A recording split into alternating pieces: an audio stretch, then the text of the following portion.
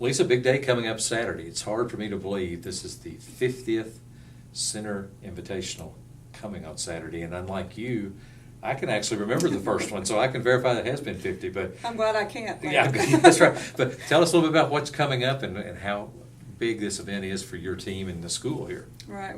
We do have our 50th annual Center Invitational this weekend on our home track. We've got 20-plus teams coming in. So probably going to be the largest invitational we've had as well. Teams of all divisions coming from all over. So going to be an exciting day. Hopefully some good weather. We're looking for a little bit cool, but I think sunny, so we'll take it. And events will start at 9 o'clock, I think, if people want to come out. We've got field events starting at 9, and the men and women's 10,000 meters starts at 9.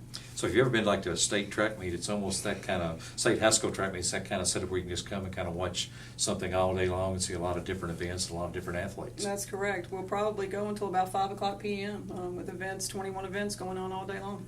And I think, and maybe you'll correct me if I'm wrong, but what makes this kind of unique with track and field, as you said, you have teams and athletes from all different divisions. I mean, you don't see that in basketball, you don't see that in football, but in track, that happens a lot, doesn't it? That's right, and I mean, track is a pure sport as well as cross country. It's all about time or about mark. I mean, it's not about division. I mean, you can compete against people of all different levels, but the times don't lie and the marks don't lie, and you can compare across the board. So it's nice for our athletes to get to compare themselves against scholarship teams and people of other divisions every now and then. Who give me 2 or 3 of your performers you're really expecting to do well, even with this elite competition on Saturday? Right. Ivy Duggan, he's a senior.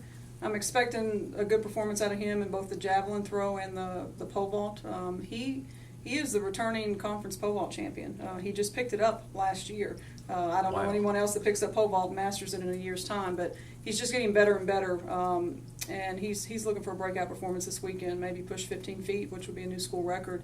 And then he's ranked first on our conference performance list in the javelin throw. He opened up last weekend at Rhodes with almost 160 feet. Wow. So he's looking for 170 plus feet this weekend. So he could be a 2-time, and he could possibly win both events if he performs as is capable.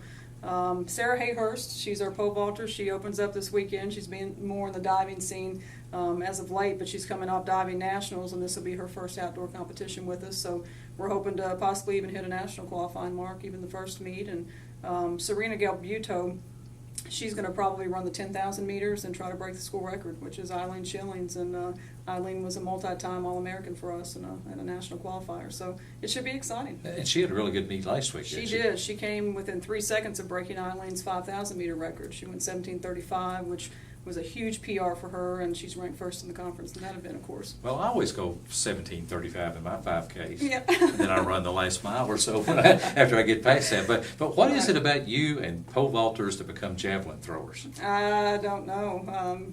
It's just a weird combination, but one that has seemed to work. They're strong. You know, pole vaulters, you have to have good upper body strength and body awareness and agility. And with javelin throwers, you got to have the same. So 2 very different events, but they kind of go together in a weird sort of way. Well, I'll go along with the weird. But again, Saturday starting at 9 o'clock, the 50th Center Invitational. Be going to about 5 o'clock, as Lisa said. So come on out, watch an abundance of good athletes. I guarantee you have a good time.